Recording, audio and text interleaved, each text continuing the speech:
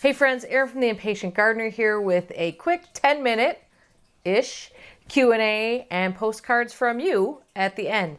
Before I start the Q&A, and I normally bring these questions in from the previous week's Q&A video, but I also tried to grab some interesting questions from some of the other videos during the week. I wanted to address something I forgot to talk about in last week's Q&A. So two things. First of all, if you are one of the people who can hear water running, apparently some people can and some people can't, I apologize. It's my sump pump. It's melting like crazy because the snow is falling and it's melting as quick as it falls. This will be a thing we deal with in spring. I apologize. More explanation on that in last week's Q&A if you're concerned. The other thing is that in last week's Q&A, I mentioned that I would tell you about Better Homes and Gardens coming to my garden in 2021 and what happened with all of that. And then I totally failed to tell you about that. So in 2021, I had two photo shoots about 2 to 3 weeks apart in my garden. And one of them was for the American Roots book, which is Nick McCullough and Alison McCullough's and Teresa Woodward's book on American garden designers. And then, which I was extremely honored to be a part of. And then also Better Homes and Gardens came. And that Better Homes and Gardens article was supposed to be out last summer, and then it never happened. So I thought, what's going on here? Well, what I've been told, this is just what I've been told. Well, first of all, I could get no reply from Better Homes and Gardens when I started asking about it, whatever that means. I did reach out to the photographer who shot it and asked if he had been given a kill fee for it, because a lot of times with professional photographers, if you shoot a job, they will cover your expenses, and then often you get paid when it publishes. It all depends on what the agreement is. But a lot of times if they don't publish what you've worked on, you will get a kill fee for it. He said he didn't, but that his understanding was that they were kind of going through a whole redesign of Better Homes and Gardens, which they did. And they were trying to rethink things. Then I heard from a writer who writes for them often, who told me that it just didn't fit into the new format. You guys, you know what I really think happened? I think maybe it didn't turn out so good. I don't know. No one has yet. I've yet to be interviewed for this article. So the only thing that's happened is the photos have been taken. I don't know. I'm anxious to see what it looks like. I don't know if we'll ever see it or not. I was told that it might get pushed off to one of their other sister publications, perhaps Midwest Living. I don't know. We'll see. So that's what happened with the Better Homes and Gardens thing. It was, it was a really tough year in the garden. I mentioned this in last week's video. It was like the hardest year I've ever had in the garden. We had a massive drought. It was very difficult. Also, the amazing photographer who came, he often shoots interiors. I don't think he shoots a lot of garden stuff, and they didn't send a producer with, which a lot of times they'll do on that.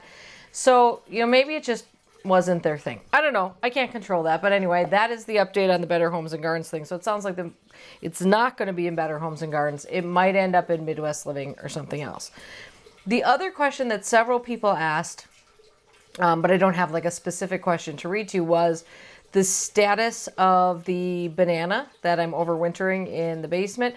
So right before this, I shot a quick video in the really dungeony portion of the basement where the other sump pump is actually. And that is my cold store room where I have the dahlias, the colocasia, the banana, anything that needs that cold dark treatment. Oh, the figs are in there, gets stored in that little room. So I'm going to show you here what the banana looks like. Okay, so here's a banana update. First of all, over here, I've got my 2 figs in those black crates. That's all the dahlias. I just checked on those yesterday. Here's the banana. I've been squishing it. It seems, there are some spots that are concerning to me. Like right here, there's definitely some like mold, but it's firm beyond that. So not too concerned yet. So that's the banana. Interestingly enough, I actually had the opportunity to spend a little bit of time with Marianne Wilburn just a couple of days ago when I was out east. And she is the person who wrote the book Tropical Plants and How to Love Them, which has really been my guide on how to deal with this banana, as well as all my other tropical plants. It is, if you like to grow tropical plants, it is an invaluable resource. Highly recommend that book. So we talked through a little bit about when I should be bringing that banana out of storage, because what you do is you want to pot them up a little bit ahead of time to get some root, just to kind of spring them back into life, get some root growth going on there, because of course it's going to like fall over if it has no roots at all. And I'm glad I talked to her, because I was actually planning on pulling that out, you know, like beginning of April. Turns out I would be about a month early on that. So working back from when I can get it out in the garden, which here I think will be the first week in June probably. I'm probably not going to pull that out until the first week in May, which seems really late. Maybe I'll go end of April. But we just talked, she said she pulls hers out about 3 weeks before she plans on putting them into the garden. So it's really not that long of a time. She also stressed to me that it's important that they are under lights. They need to be, you're pushing them into active growth, so they need to be in a good light source. And then I need to be very wary and on the lookout for aphids, because once it'll start pushing all this tender new growth, and you know how aphids just love that. So that's the update on the banana. Still in experimental mode. We still don't know what will come of that. Okay, now some questions. Did you limb up the Limelight hydrangea yourself to be more tree-like so you could underplant? So my big Limelight hydrangea, which I featured in several pruning videos, and I'll link those below, it sort of is down to 3. I'm trying to produce another stem up, basically down to like 3 big trunks on it. And that is not something I purposely did. I suspect it's probably 15 years old now. So I suspect it's somewhere along my pruning. I did nip out some lower branches that were kind of spindly. And I think what happened was because I had done that, it just didn't keep that bottom. I'm actually thrilled with the sort of vase shape that it's in now. So I'm very happy with how that happened. I didn't intend on that happening. It just sort of happened.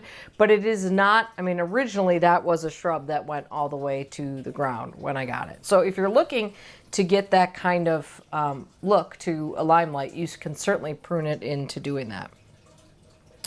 Okay, Rob says, I am newly retired and starting to travel more, and I would like to hear your complete bucket lists for top 5 or top 10 international and U.S. gardens you want to visit.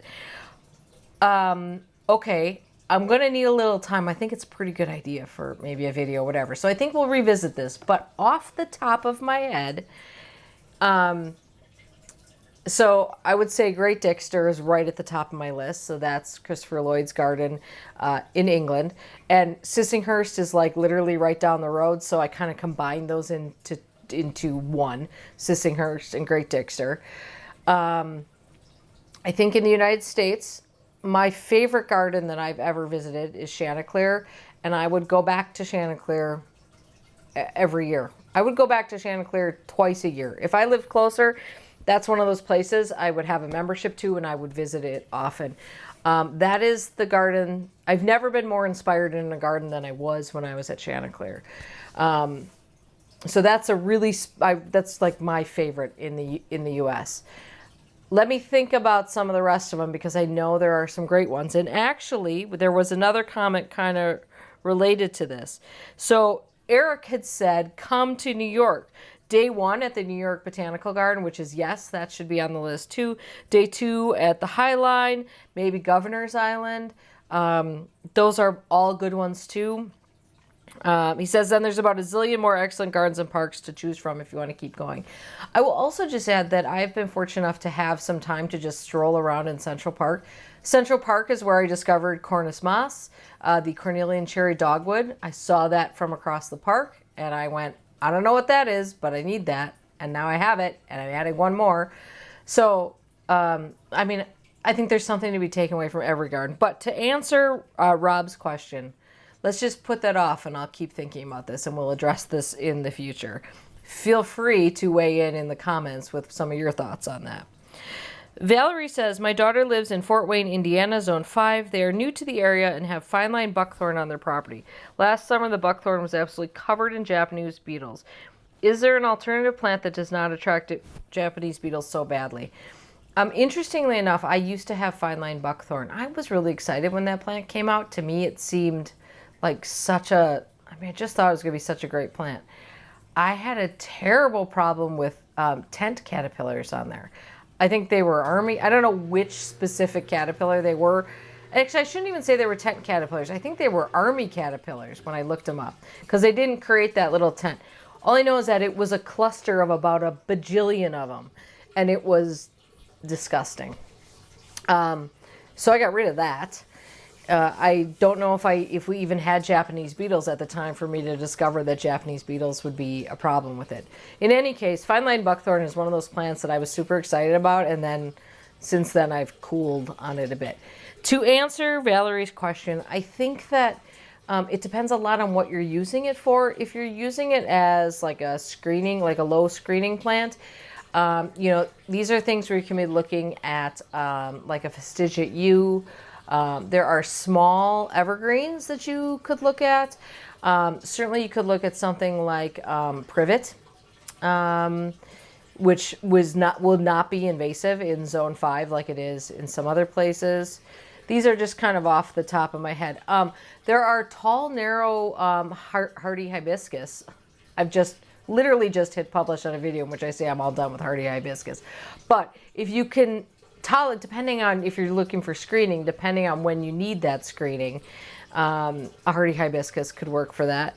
And ornamental grasses, there are some great ornamental grasses that will hold their foliage upright for most of winter, so you get that screening, probably is equal amount of screening you get with a fine line buckthorn. So those are sort of some of the ones that are kind of off the top of my head. But Valerie, if you want to comment and leave more information, like specifically on what they're using that for and what the purpose of that plant is, then we might be able to come up with even more specific ideas. Denise says, I love that you say the botanical name and the common name of plants. I want to know how to pronounce the botanical name and end up just kind of saying it fast in hopes that no one notices. So I do try to say botanical names and common names because I think that botanical names are, well, there's multiple reasons I do that. I think botanical names are important.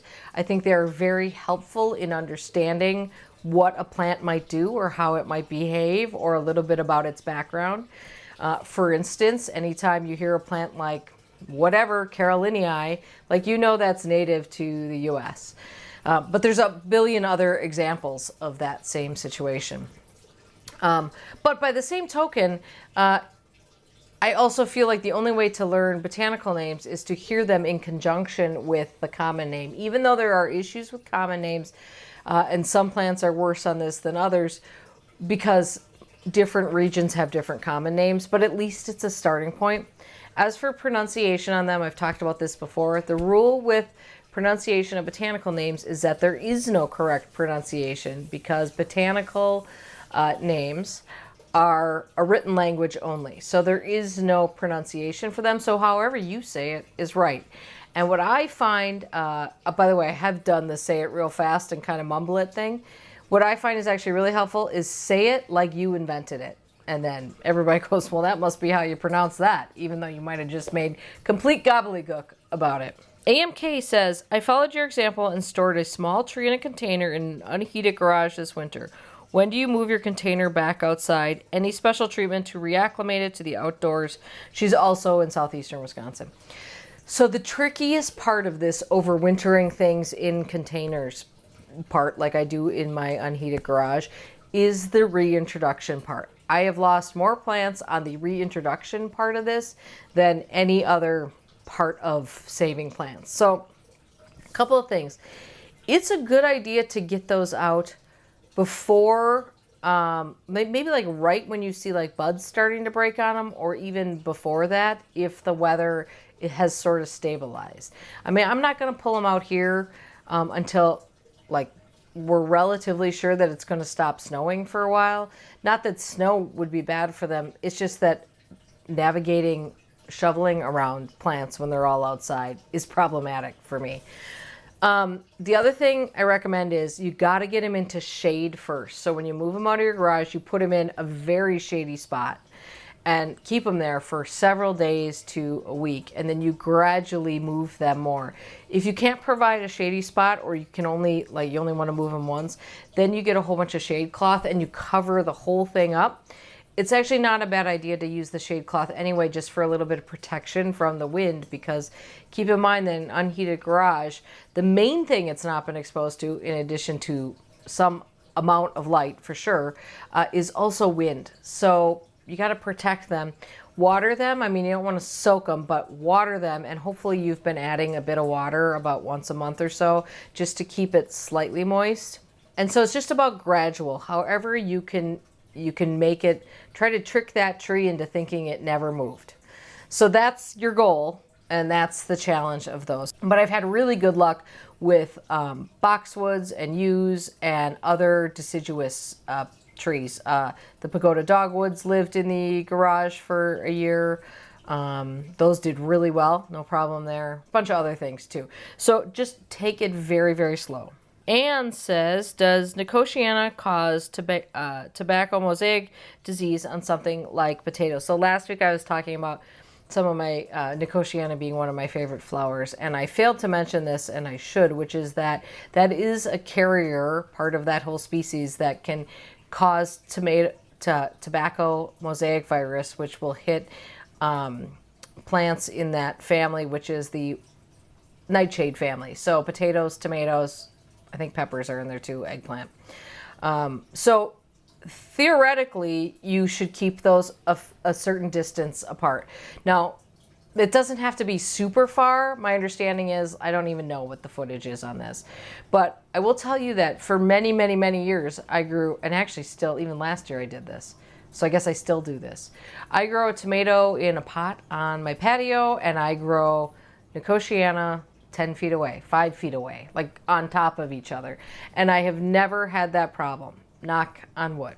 So I'm just telling you, you shouldn't take that risk, but also you could, and it might be just fine. Mary says, Erin, would you share your petunia growing tips? I'm growing wave petunias from seed for the first time, and also new to growing from seed, so I could use all the help I can get. You know, I think petunias are a great one to kind of start with. They are not difficult to grow from seed. So these are seeds that you want to start about 10 weeks probably before your last frost date. Although keep in mind, if you're, which for a lot of you, you're past that at this point, you can still start them. It just means you plant them out later. So it's fine. There's a lot, summer's long, it's fine. These are seeds that you sow pretty close to the surface. You just put, like, for me, they say like a little bit of mix. I wouldn't even do that. I just do vermiculite on top. I do vermiculite on top of everything, and have been doing that for a decade now. So I stick with what works for me. So just lightly cover them. They're very tiny seeds unless you buy them pelleted. So try not to oversow them. If you do oversow them, make sure you thin them, because nothing good comes from having too many seeds packed in one cell. And then think of them kind of like a tomato. So you want to start them on a heat mat, give them lots of light. Once the roots fill that container, then transplant them into a bigger container using regular potting mix. Lots of bright light for these guys.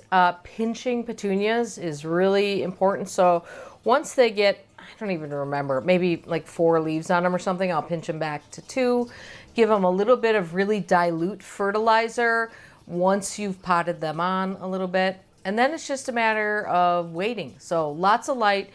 Pinch them back. You might want to pinch them back probably even more than once. If they start getting a little gangly on you, pinch them back again. Don't pinch them back too close to when you're going to be planting. When you pinch something, you make it bushier and it creates more growth. It also delays flowering just a touch. Beyond that, there's nothing to it. That's all there is. And then from there, you just treat them like any other petunia once you get them into the ground. The only thing to note with some petunias is that some areas really suffer from budworm. I've only had that happen once in my garden. I think it was the bad year, actually. So it's not an issue for me. And then it's just, just know that petunias are heavy feeders. Any plant that is producing tons and tons of flowers wants more fertilizer. And that's it. They're pretty easy. Well, that wraps up for questions. If you have questions you want me to answer in the next Q&A, you can leave them at the bottom of this video. I try to answer a variety of things, from questions on the previous week's videos, to questions that you're just wondering about, to random gardening questions that I can help you with. So we've got some postcards, and actually I see a couple of cards, which is fine too. The deal with this is that I've asked all of you lovely viewers to share what you loved or your inspiration from a garden that you visit this year, whether that be a garden that you travel to that's a public garden, or maybe it's a garden down the street, maybe it's even your own garden, so that I can share that with everybody and we can all share in the inspiration. So this first postcard, I have to say, I haven't read any of these yet, but Mr. Much More Patient put this one at the top of the pile because he loved this postcard. So this is from, I'm guessing this is in Tacoma, Washington. I'm going to guess this is, or actually it's on Bainbridge Island, excuse me. I'm going to guess this is pronounced Bladel, B-L-O-E-D-E-L, Blodel. I bet you it's Bladel Reserve. Hi, Erin. I don't have a garden, but I live 10 minutes from see, everybody knows this garden there. Just tell me how to pronounce it. I'm sure I'm doing it wrong. From Bladel, and come here often. It is a piece of paradise here in the Pacific Northwest, and this is signed from a fan. And I love this. Mr. Much More Patient loved this because he thought it was so great that even though this person doesn't have a garden, they find their gardening solace in a beautiful garden down the street. And I love that too. I think that's really cool. There are times when I think that might be a great type of gardening to do. Next up, we've got the Texas bluebonnets here. I caught the tail end of the bluebonnet several years ago when I was in Texas, and I get why it's a big thing there. Greetings from Texas. From 6B on vacation in Austin, Texas. We visited the Lady Bird Johnson Wildflower Center, and it was incredible. Tour guide Jean provided incredible details on the native species and environment. It was so inspiring before we head back to snow in New Hampshire. I have been to the Lady Bird Johnson Wildflower Center, and it's stunning. I will also say their website is an amazing source for information on native species. Really good website with great information, but it was a gorgeous place. I'm so happy I had the opportunity to go there, and I'm so happy that someone sent this beautiful postcard from there. Hi, Erin. We recently visited Anglesey Abbey's winter garden, which has beautiful snowdrops and scented shrubs. But what I'm really looking forward to is the return of spring color, like those species tulips. Keep up all the good work. This is from Leslie. And look at these tulips. Oh my gosh. So this tulip that is featured here is called, this is what the postcard says, Little Beauty Tulip under silver birches in the winter garden. I'm definitely looking forward to some tulips, that is for sure. This gorgeous shot is from the Morton Arboretum. Erin, this is the Morton Arboretum in the Chicago suburb of Lisle? I didn't know it was there. I've been there. Illinois. I enjoy visiting the 1,200 plus acres during all 4 seasons. The landscape provides inspiration, beauty, and joy. Thank you for all your videos. Your garden is amazing. This is from Kathy. I do wish I lived a little closer to like a great arboretum, because I think I would know so much more about trees. I feel my knowledge in trees is slightly lacking, and I feel like just by revisiting one all the time, I think it'd be so interesting to see that. Okay, this one's a card. Oh, this is great. Oh my gosh. All right. Hold on while I open it. Erin, this is a picture of Amorphophilus gigas. See, say it with confidence, like you know what you're talking about. That I took when visiting the Mathia Botanical Gardens with my 2 granddaughters. It is in Ann Arbor, Michigan. We could smell the bloom as soon as we entered the building. Luckily, it had just opened the evening before our visit, and it actually smelled lovely. That is really interesting. So this is at least this is one of those plants that, sometimes they say smells like a corpse. I think sometimes they're called corpse flowers. I think that's the same plant here, at least a cousin of this plant. The bloom is open for 48 to 72 hours, and after it is at its peak and begins dying, it actually smells like it's rotting. Okay. It smells so bad they have to move it into a different room away from the public because it is so disgusting. I couldn't believe our luck in seeing it at its height of its beauty. No pun intended. I just had to make a postcard for you to show on your channel. This is from Mary in North Dakota. She says she's also on YouTube, but she didn't tell me what her channel name is. Well, thank you for sending that, Mary. I think it's so cool to see these, you know, these plants and have an opportunity to see these plants that are just like, you wonder what in the world is up with this plant. Okay. Oh, this is lovely. This is perfectly timed. This is for St. Patrick's Day. Hi, Erin. I'm not sure if this garden is in Ireland or not, but I've had copies of this card for a couple of years. I love the lush green vegetation, brick and rock tiers. The doorway into the garden is the cherry on top. Thank you for your inspiration and keeping everything realistic. This is from Mary Beth. And the card says, hoping your day is a time of joy, of beauty and reflection, hoping you know that you're thought about all year with warm affection, wishing you the very best on St. Patrick's Day and always. She lives in Michigan, Zone 6A. Thank you, Mary Beth. That was really sweet of you, and I agree with everything she said, including the stairs are really interesting. They're made of different materials. Yeah, everything about this is just great. Okay, that wraps up this week's mail. If you have a postcard you want to send me, the address is down below in the description.